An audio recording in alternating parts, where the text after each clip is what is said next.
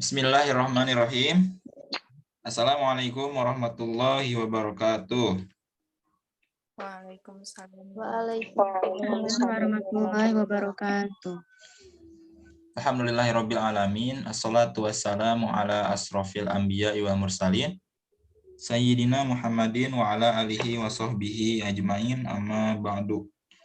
Pertama-tama, marilah kita panjatkan puji syukur kita kehadirat Allah Subhanahu wa taala yang dimana alhamdulillah pada pagi hari ini kita semua dapat berkumpul walaupun dalam keadaan tatap muka seperti ini dalam platform virtual Zoom meeting, tetapi mudah-mudahan tidak mengurangi rasa esensial kita terhadap pembelajaran untuk mendiskusikan mengenai landasan ontologi ilmu yang didosen pengampu oleh Bapak Arif Maulana. Tak lupa salawat serta salam senantiasa tercurah limpahkan kepada Habibana wa Nabiyana wa Maulana Muhammad Sallallahu Alaihi Wasallam, kepada keluarganya, kepada para sahabatnya, kepada para tabi'in, kepada para atba tabi'in, serta kepada kita selaku umatnya yang insya Allah mendapatkan syafaatnya di yaumil kiamah nanti. Oke, untuk itu langsung mungkin ya kepada pembahasan materi yang dimana mohon izin kami selaku kelompok 3 ya akan membahas mengenai landasan ontologi ilmu, yang dimana landasan ontologi ilmu ini merupakan cabang dari epistemologi filsafat ilmu ya. Ya, untuk itu selamat menyaksikan. Oke, kita langsung kepada pembahasan pertama yang dimana akan dibawakan oleh saya pribadi, begitu. Oke, ini dia pembahasannya. Yang ini bukan? Ya. Oke. Itu. Santai aja ya, maksudnya jangan terlalu tegang juga. Yang pertama kita akan mengenai apa itu landasan. Bentar. Apa pentingnya landasan ontologi bagi ilmu? Di sini ada 4 poin. Yang pertama yaitu membantu untuk mengembangkan dan mengkritisi berbagai bangunan sistem pemikiran yang ada. Nah, selanjutnya yang kedua ada yaitu membantu memecahkan masalah pada relasi antara berbagai eksisten dan eksternal. Yang ketiga yaitu ada bisa mengeksplorasi secara mendalam pada berbagai ranah keilmuan maupun masalah baik sains atau etika. Yang keempat itu ada ontologi pantas dipelajari bagi yang ingin memahami secara menyeluruh tentang dunia ini dan bagi studi ilmu empiris. Nah, begitu. Nah, di sini ada lanjutannya mengenai yang itu tadi, apa pentingnya landasan ontologi ya. Pendapat lain juga mengemukakan bahwa ontologi sebagai cabang filsafat ilmu yang mencoba mencermati hakikat keilmuan. Ilmu yang dipelajari dari dasar perkembangan ilmu tersebut sehingga akan membuat manusia berpikir secara menyeluruh dari bentuk ilmu, wajah ilmu, serta perbandingan satu ilmu dengan yang lain akan menuntun manusia berpikir ontologis. Landasan ontologis ini pada suatu permasalahannya harus ada pembahasan yang mendetail terhadap kajian teori yang dipakai. Ini selanjutnya oleh siapa? Oleh aku. Oleh siapa? Anissa. Oleh Anissa. Ininya nggak timbul nih hijaunya. Silakan Teh Anissa untuk menjelaskan apa itu landasan ontologi dari ilmu. Baik, di sini saya akan menjelaskan tentang landasan ontologis dari ilmu. Landasan ontologi keilmuan adalah penafsiran tentang hakikat terdalam dari objek keilmuan. Penafsiran ontologis terhadap objek keilmuan harus didasarkan pada karakteristik objek ilmu sebagaimana adanya, terbatas dari nilai-nilai yang bersifat dogmatik. Suatu pernyataan akan diterima sebagai premis dalam argumentasi ilmiah jika telah melampaui pengkajian secara ontologi. Ilmu berdasarkan landasan ontologis berarti mendasarkan diri pada pernyataan diri pada kenyataan sebagaimana adanya dapat membantu dalam menjelaskan, meramalkan, dan mengontrol gejala yang ada untuk menuju ke ciri-ciri substansial dari alam atau objek ilmu pengetahuan.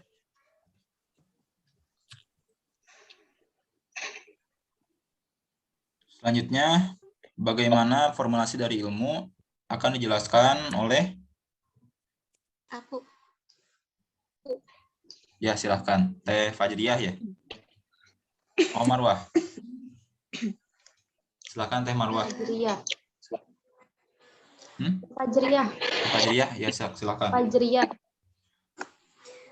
Selanjutnya saya akan membahas tentang formulasi dari ilmu. Formulasi ilmu pengetahuan ialah sesuatu yang berasal dari diri kita sendiri, di mana kita dituntut untuk mau belajar dan membaca buku sebanyak-banyaknya, dan sesekali bermain di tempat yang pengetahuan di dalamnya banyak. Tetapi semua kembali ke diri kita masing-masing. Tidak ada niat untuk mendapatkan ilmu pengetahuan.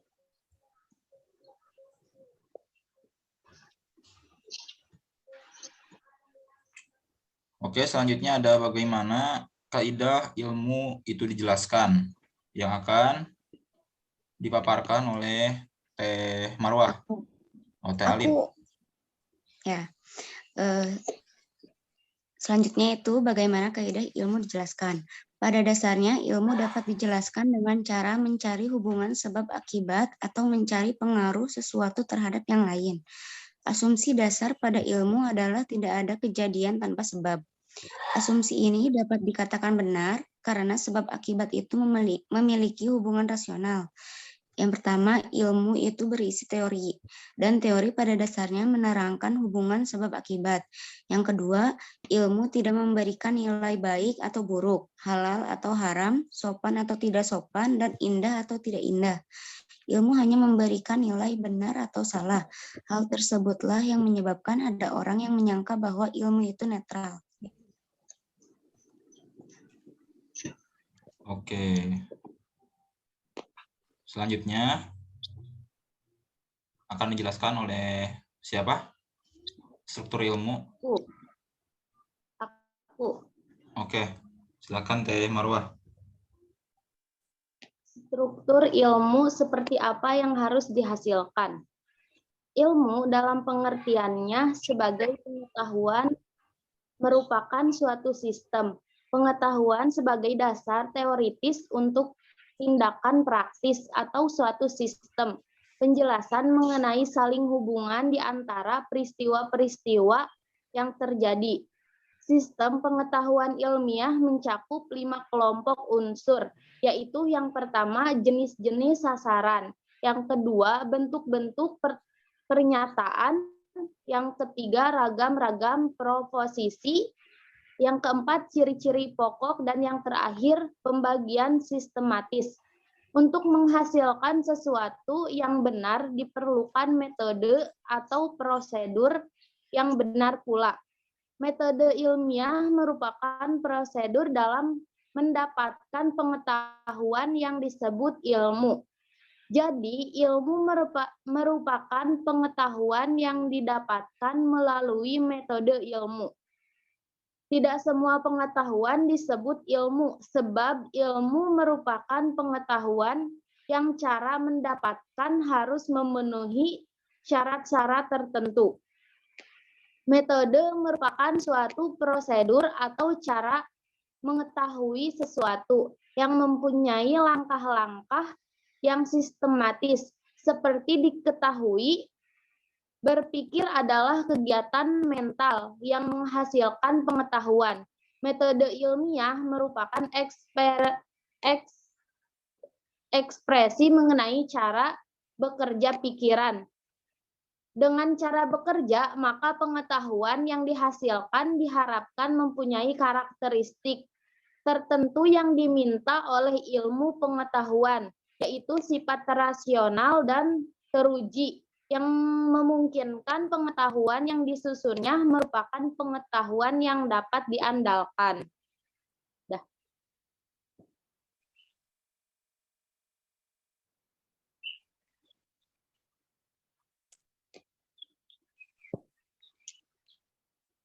Udah.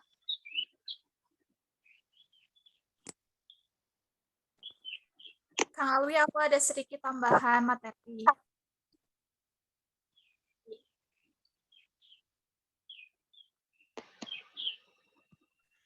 Izin menambahkan ya. Jadi Iya, di oke. sini ontologi ini membahas tentang apa yang ingin diketahui atau dengan kata lain merupakan suatu pengkajian mengenai teori tentang ada. Dasar ontologis dari ilmu berhubungan dengan materi yang menjadi objek penelaahan ilmu. Berdasarkan objek yang telah ditelaahnya, ilmu dapat disebut sebagai pengetahuan empiris, karena objeknya adalah sesuatu yang berada dalam jangkauan pengalaman manusia yang mencakup seluruh aspek kehidupan yang dapat diuji oleh panca indera manusia, berlainan dengan agama atau bentuk-bentuk pengetahuan yang lain. Ilmu membatasi diri hanya kepada kejadian-kejadian yang empiris, selalu berorientasi terhadap dunia empiris. Jadi teman-teman yang lain ada yang mau menambahkan nggak? Bentar.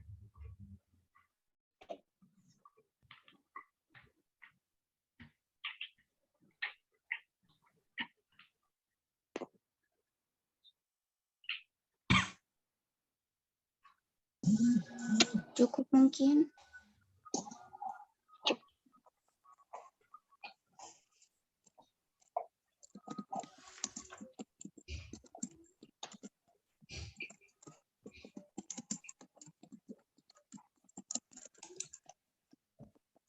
Ini ada yang mau menambahkan lagi?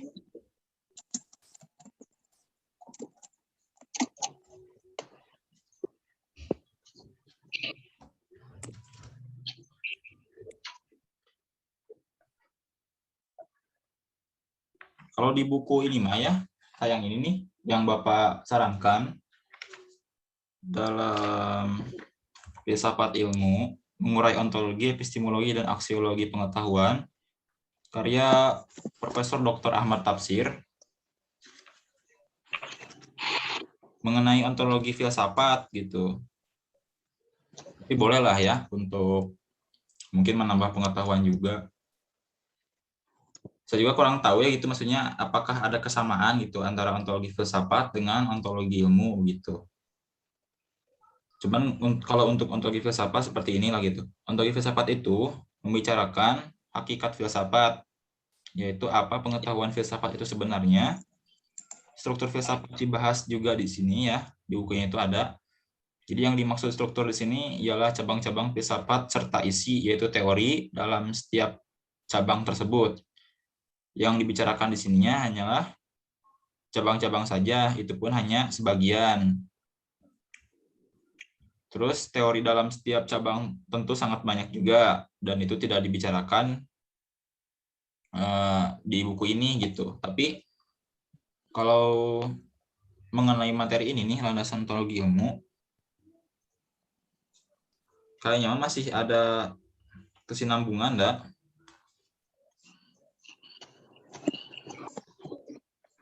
Banyak di sini juga ontologi nih ya. Ontologi itu kan membicarakan hakikat segala sesuatu. Ini berupa pengetahuan tentang hakikat segala sesuatu gitu.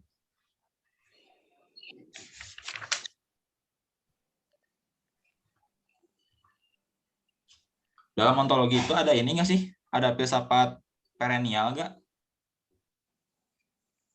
Yang kalian cari? Perennial.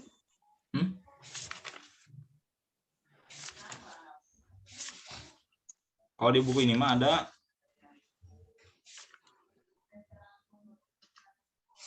Coba jelasin. filsafat perennial. Itu teh maksudnya ke struktur filsafat ontologi. Nih, dengar ya. Ontologi mencakup banyak sekali filsafat. Mungkin semua filsafat masuk di sini, misalnya logika, metafisika, kosmologi, teologi, antropologi, etika, estetika, filsafat pendidikan, filsafat hukum, dan lain-lain. Nah, itu ontologi. Nah, di antaranya itu yang paling baru, yang masih baru itu ialah filsafat perennial. Filsafat perennial ini berasal dari bahasa Latin perennis yang kemudian diadopsi ke dalam bahasa Inggris perennial yang berarti kekal. Nah, ini menurut Komarudin Hidayat dan Muhammad Wahyuni Nafis. Dalam bukunya itu Agama Masa Depan, Perspektif Filsafat Perennial. Pada tahun 1995. Nah, seperti itulah pokoknya. Cuma maksudnya ini ada keterkaitan nggak gitu? Antara ontologi ilmu dengan filsafat perennial.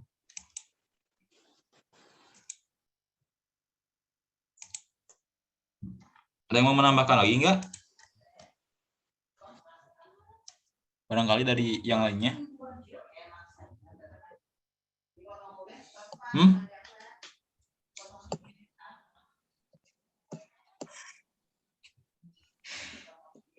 Halo? Aku belum nemu sih. Ya, Alwi. Jadi intinya ontologi ini tentang hakikat ilmu pengetahuan gitu ya pembahasannya. Iya.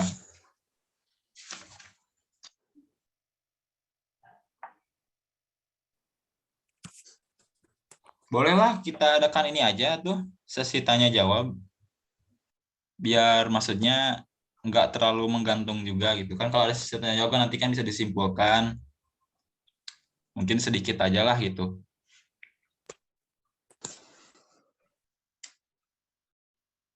Gimana?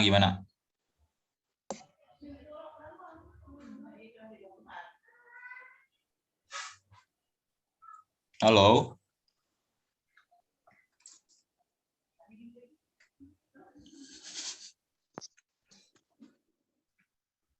Halo teman-teman sekalian.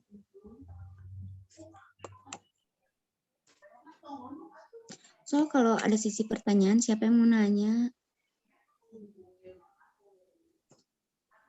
Iya, boleh.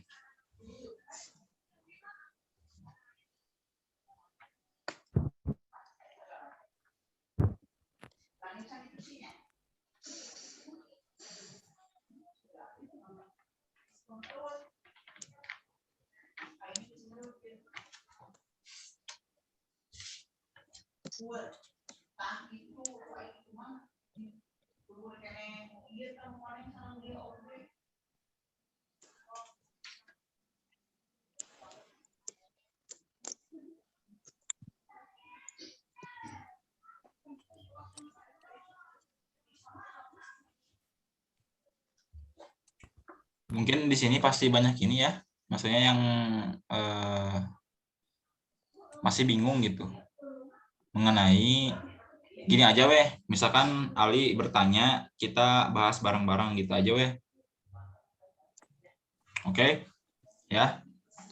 Jadi gini, barusan ya sedikitnya Ali memahami lah ya, bukan memahami, tapi menganalisis gitu mengenai arti dari ontologi begitu.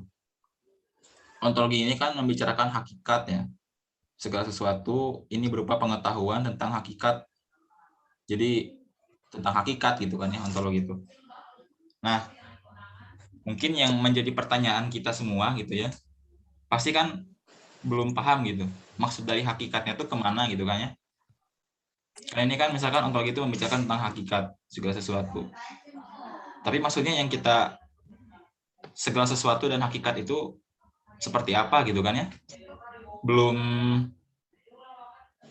tergambar lah artinya masih menggantung begitu. Ya, benar kan?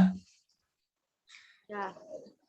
Ya, coba so kalian pahami gitu kan ya, ini membicarakan tentang hakikat. Yang dimana hakikat itu kan segala sesuatu gitu. Jadi maksudnya apa gitu kan ya? Belum ada gambaran secara real begitu. Belum ada gambaran secara pasti apa itu maksudnya hakikat di sini gitu. Coba barangkali gitu ya, teman-teman ada yang bisa memberikan jawaban begitu. Maksud hakikat di sini tuh kemana gitu. Bolehlah kita sharing-sharing gitu, sambil menambahkan juga. Jadi kalau dari ada apa sih objek ilmu gitu. Kayaknya hakikatnya ke sana deh, hakikat objek ilmu dari ontologi. Objek ilmu. Objek ilmunya apa? Landasan ontologi.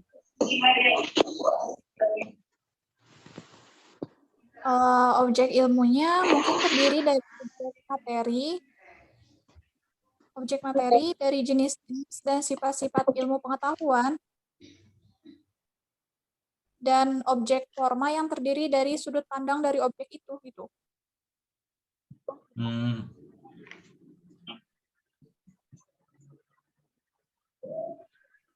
Ontologi itu kan membicarakan tentang hakikat, objek ilmu, dan struktur filsafat. Ya. Benar nggak?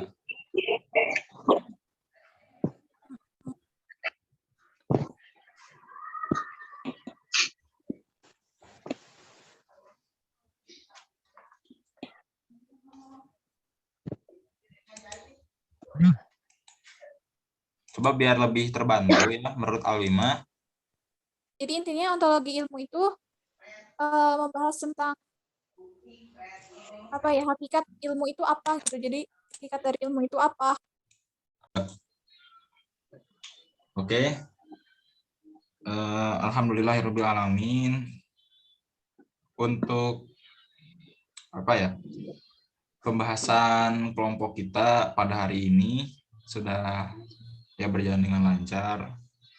Mudah-mudahan itu bisa menjadi ibroh juga buat kita semua gitu untuk senantiasa apa ya namanya, belajar lah ya, belajar lebih giat lagi gitu. Mungkin itu saja. Mudah-mudahan apa yang kita sampaikan bisa dapat dipahami juga oleh teman-teman yang nantinya mendengarkan gitu ya di YouTube. Kurang lebihnya mohon maaf. Kita semua pamit undur diri. Billahi taufiq wal hidayah. Wassalamualaikum warahmatullahi wabarakatuh. Waalaikumsalam warahmatullahi wabarakatuh.